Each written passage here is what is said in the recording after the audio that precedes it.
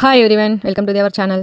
ఈ వీడియోలో అయితే బ్లౌజ్ కటింగ్ అండ్ స్టిచ్చింగ్ ఉంటుందండి. చూసారా, నేను ఒకే కస్టమర్వి ఇన్ని బ్లౌజ్ స్టిచ్ చేశాను నీట్గా ఫినిషింగ్తో. మిస్ కాకుండా ఈ వీడియోని అయితే చూడండి. ముందుగా కటింగ్లోకి అయితే వెళ్ళిపోదాం. ముందుగా లైనింగ్ వచ్చేసి మన సైడ్ క్లోజ్ వైపు వేసేసుకోండి లైనింగ్కు. అలాగే బ్యాక్ బెల్ట్ కోసం ఒక లైన్ స్కేల్ అంతా మార్క్ వేసేసుకోండి.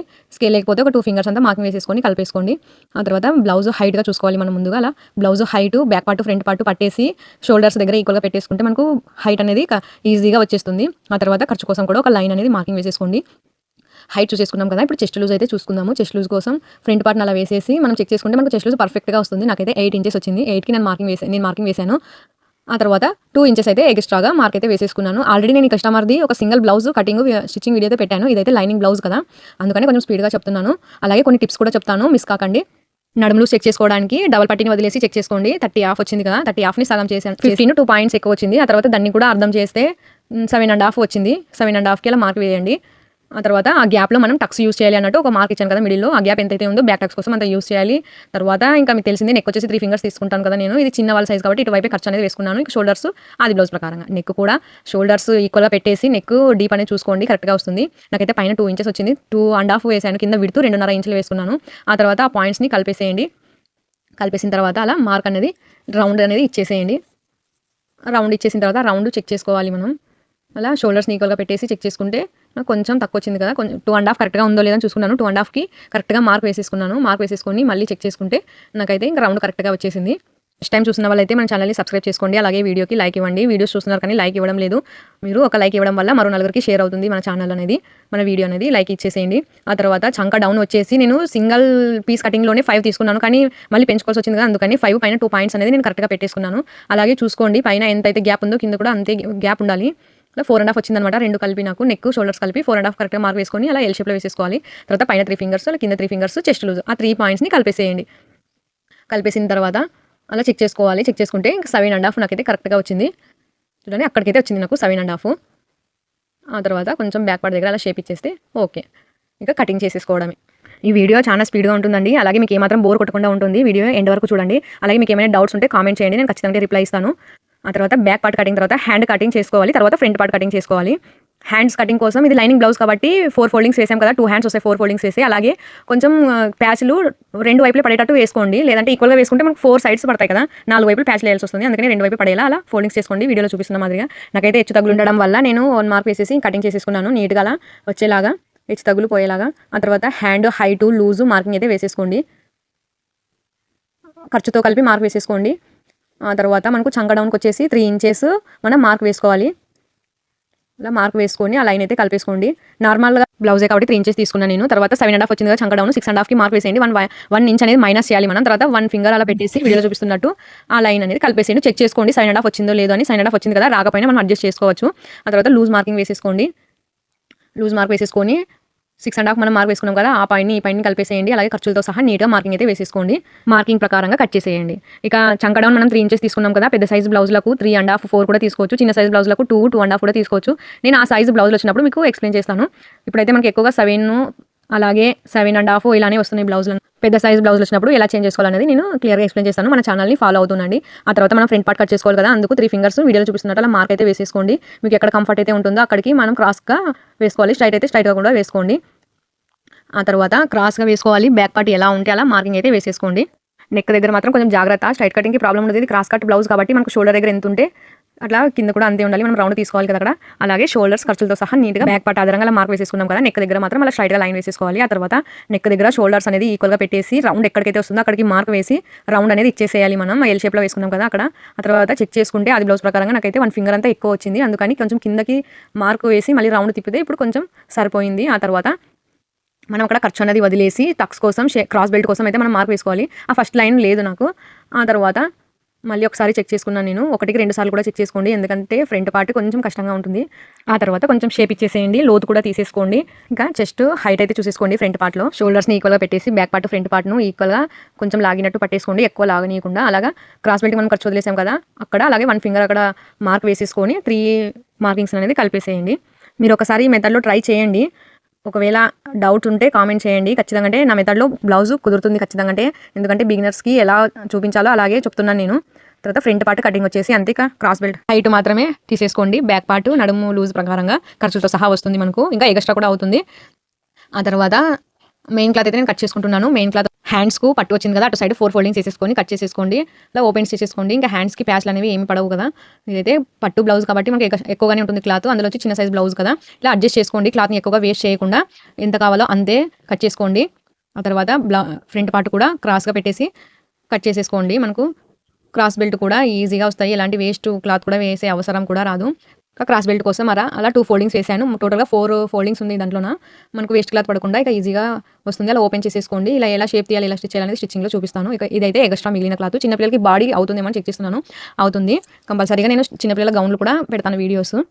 అలాగే పనిలో పని ఇంకా దారం ఎక్కించడం కూడా కొంతమంది తెలిసి ఉండదు కదా! ఇంటి దగ్గర నేర్చుకునే వాళ్ళకు వాళ్ళు మిషన్ తెచ్చుకుంటారు. కానీ నాకైతే స్టార్టింగ్‌లో ఫస్ట్ ప్రాబ్లమ్ అంటే ఇదే. ఎలా ఎక్కించాలి అని నాకు అస్సలు ఐడియా లేదు. ఆ తర్వాత చూడండి, వీడియోని బాగా గమనించండి.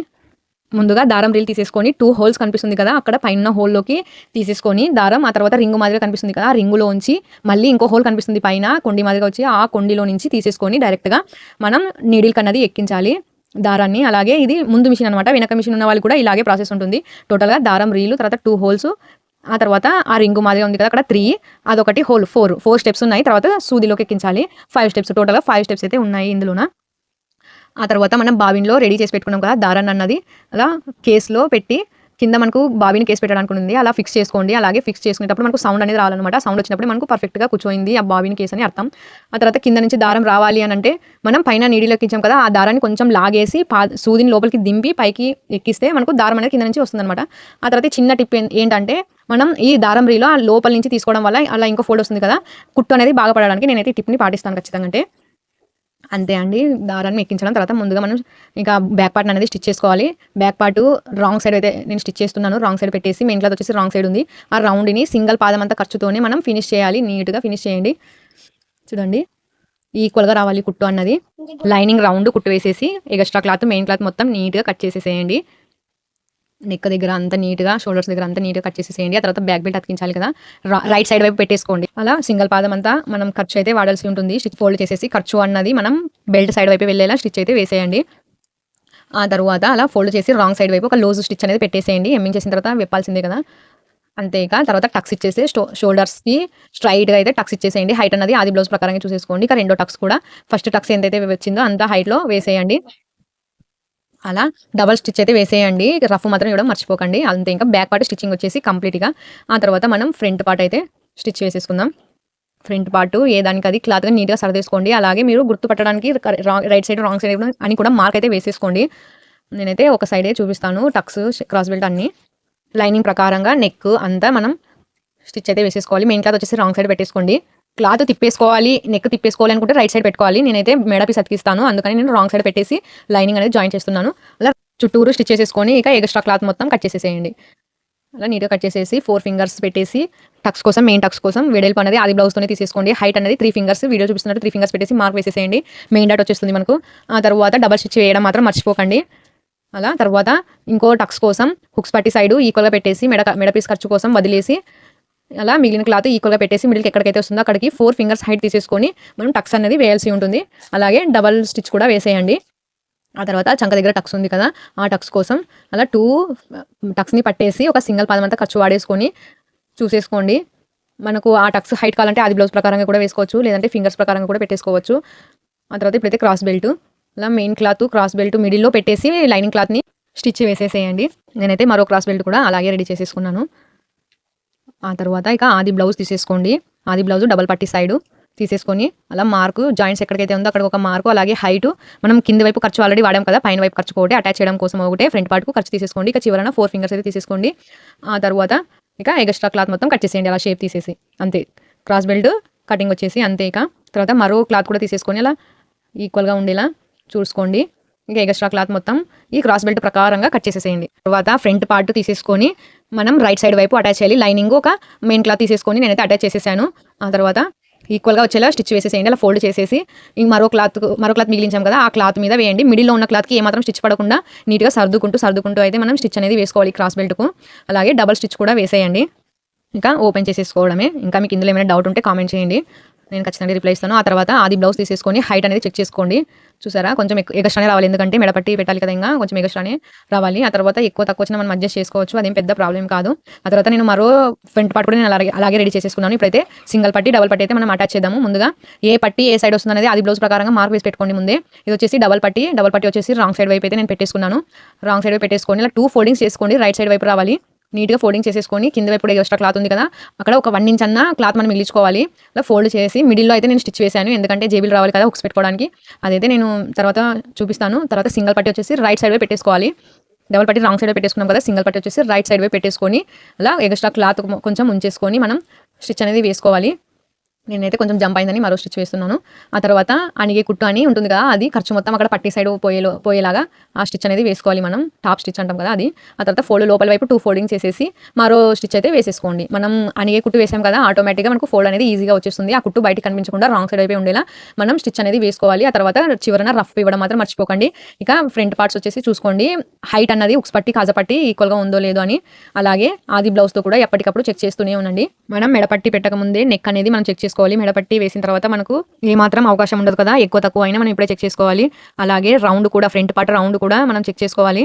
చూడండి ఇప్పుడు షోల్డర్స్ అయితే జాయిన్ చేసుకోవాలి కదా! షోల్డర్స్ జాయిన్ చేసుకునే ముందు అలా ఆది బ్లౌజ్‌తో చెక్ చేసుకోండి. అలా చెక్ చేసుకొని మనం మార్క్ వేసుకొని షోల్డర్స్ అనేది జాయింట్ చేయాల్సి ఉంటుంది. మనం స్టిచ్చింగ్‌లో కొంచెం ఎక్కువ తక్కువ మనకు కొంచెం చేంజ్ కావచ్చు. మనకి ఎక్కువ రావచ్చు, తక్కువ రావచ్చు. అందుకని ఎప్పటికప్పుడు చెక్ చేసుకుంటే కొంచెం కస్టమర్ కూడా హ్యాపీ కదా! మరోసారి మన దగ్గరికి రావాలి అంటే మనం ప్రతీది చెక్ చేస్తూనే ఉండాలి. మన బ్లౌజ్ మనం స్టిచ్చింగ్ చేసుకున్నా కూడా అన్ని చెక్ చేసుకుంటే మనకు అలాగే అలవాటవుతుంది. చూడండి నాకైతే ఇది సింగిల్ పట్టి కదా! సింగిల్ పట్టి అయితే కొంచెం తక్కువ వచ్చింది. తక్కువ రావడం వల్ల నేను కొంచెం రౌండ్ అనేది తీసాననమాట. ముందుగా నేను స్టిచ్చింగ్ అయితే చేసేసాను. షోల్డర్స్‌ని అతికించి తర్వాత కొంచెం తక్కువొచ్చిందని నేను రౌండ్ అనేది ఇలా తీసాననమాట. కొంచెం లైట్‌గా తీసాను. తర్వాత నాకు సరిపోయింది ఇక్కడ నేను చెక్ చేసుకుంటే. అలా తక్కువొచ్చినా, ఎక్కువొచ్చినా మనం అడ్జస్ట్ అనేది చేసుకోవచ్చు కదా! అందుకని చెక్ చేస్తూనే ఉండండి అని చెప్తాను నేను ప్రతిసారి. ఆ తర్వాత మనం హ్యాండ్స్ జాయిన్ చేసుకోవాలి. మనకు ఒక సైడే జాయింట్స్ పడతాయి కదా! అందుకనే మనం కటింగ్‌లో 4 ఫోల్డింగ్స్ అనేది ఈక్వల్‌గా పెట్టకుండా ఒకటి ఎక్కువ ఒక ఫోల్డింగ్ ఎక్కువ, ఒక ఫోల్డింగ్ తక్కువ పెట్టేస్తే మనకు ఖర్చులనేవి ఒక సైడే పడతాయన్నమాట. అలా అటాచ్ చేసేసుకోండి చంక పీసెస్ అన్నవి. మళ్ళీ ఒక అనిగే కుట్టు అనేది మనం వేసుకోవాలి. టాప్ స్టిచ్ అంటారు కదా! అది ఖచ్చితంగా అంటే వేసుకోవాలి. ఆ తర్వాత ఇక మెయిన్ క్లాత్ అయితే తీసేసుకోండి. మెయిన్ క్లాత్ తీసేసుకొని నీట్‌గా సర్దేసుకోండి. నేనైతే మెయిన్ క్లాత్ అనేది తిప్పేస్తున్నాను హ్యాండ్‌కు మన ఖర్చు ఎంతైతే అవసరమో అంతా నేను లైనింగ్ అనేది యూజ్ చేస్తున్నాను. చూడండి క్లాతు పట్టు శారీ కాబట్టి అది కొంచెం కింద నీట్‌గా రాలేదన్నమాట. అందుకని ఎక్కడికైతే నీట్‌గా ఉందో అక్కడికి నేనైతే అలా పట్టు ఎక్కడికైతే ఉందో అక్కడికి నేను స్టిచ్ అయితే వేసేసాను. ఆ తర్వాత అనిగే కుట్టు కూడా వేసేయండి. నేను మెయిన్ క్లాత్ ఎక్స్ట్రా మిగిలింది కదా! అక్కడ 1½ ఇంచ్ ఏమో క్లాత్ మిగిలింది. నేను కట్ చేయడం లేదు. ఎందుకంటే క్లాత్ ఉంచడం వల్ల మనకు స్టిఫ్‌గానే ఉంటుంది. ఏమాత్రం ప్రాబ్లమ్ అయితే ఉండదు. అందుకని నేను క్లాత్‌ని కట్ చేయకుండా నేను అలాగే ఫోల్డ్ చేసి అలా టాప్ స్టిచ్ అయితే వేసేసాననమాట. టాప్ స్టిచ్ వేసేసిన తర్వాత లైనింగ్, మెయిన్ ఫ్యాబ్రిక్ అలా చుట్టూరు ఒక స్టిచ్ అయితే వేసేసి ఎక్స్ట్రా క్లాత్‌ని మొత్తం కట్ చేసేసేయండి. నేనైతే 2 హ్యాండ్స్ అలాగే రెడీ చేసేసుకున్నాను. మిడిల్‌లో ఒక టక్స్ ఇచ్చేసేయండి. టక్స్ లైనింగ్ ఇచ్చేసాం కదా! దాని ప్రకారంగా టక్స్ ఇచ్చేసి ఈక్వల్‌గా పెట్టేసి లోత్ అనేది తీసేసుకోవాలి. మన హ్యాండ్స్ వచ్చేసి రైట్ సైడ్ పెట్టేసుకోండి. ఆపోజిట్‌లో ఉండేలా ఒక గుర్తయితే పెట్టేసుకోండి. ఫ్రంట్ పార్ట్ ఎటు సైడ్ వస్తుందో అన్నది. మనం లోతు తీసిన దగ్గర ఒక చిన్న స్టిచ్ అయితే వేసేసేయండి. హ్యాండ్ జాయింట్ చేసుకోవాలి కదా! మనం రైట్ సైడ్ పెట్టేసుకోవాలి హ్యాండ్ జాయింట్‌కు. అలాగే ఆది బ్లౌజ్‌తో హైట్ భుజాలు కూడా హైట్ అయితే చూసేసుకోండి. ఆ తర్వాత డబుల్ స్టిచ్ వేసేయండి. సింగిల్ మాత్రం వేయకండి. కావాలంటే త్రిబుల్ స్టిచ్ కూడా వేసేయండి. మనకు ఎంతైతే ఖర్చు వాడుతున్నామో అంతే ఖర్చు పాదంతో మనకు సమానంగా రావాలి. ఎక్కువ తక్కువ వేయకండి. 2 హ్యాండ్స్ అయితే నేను జాయిన్ చేసేసుకున్నాను. ఆ తర్వాత మెడ పీసెస్ అలా క్రాస్‌గా తీసుకుంటాం కదా మనం. ఆ క్రాస్‌నొచ్చేసి అలా వీడియోలో చూపిస్తున్నట్టు అలా జాయింట్ అయితే చేసేయండి. ఒకదానికొకటి జాయిన్ చేసేసి తర్వాత మనం థ్రెడ్స్ అనేది కట్ చేసుకొని మనం మెడ పీస్ అన్నది ఒరిజినల్ సైడ్ వైపు పెట్టాలి. నాకు అది కొంచెం స్కిప్ అయింది. ఒరిజినల్ సైడ్ పెట్టేసి మనం సింగిల్ స్టిచ్ అనేది వేసుకోవాలి. ఆ తర్వాత కట్స్ అనేది ఇవ్వాలి. కట్స్ ఇవ్వడం మాత్రం మర్చిపోకండి. రౌండ్ తిరిగే దగ్గర ఖచ్చితంగా అంటే కట్స్ ఇవ్వాలి మనం. చూడండి మెడ పీస్ వచ్చేసి 1 స్కేల్ అంతా ఉంది క్లాత్.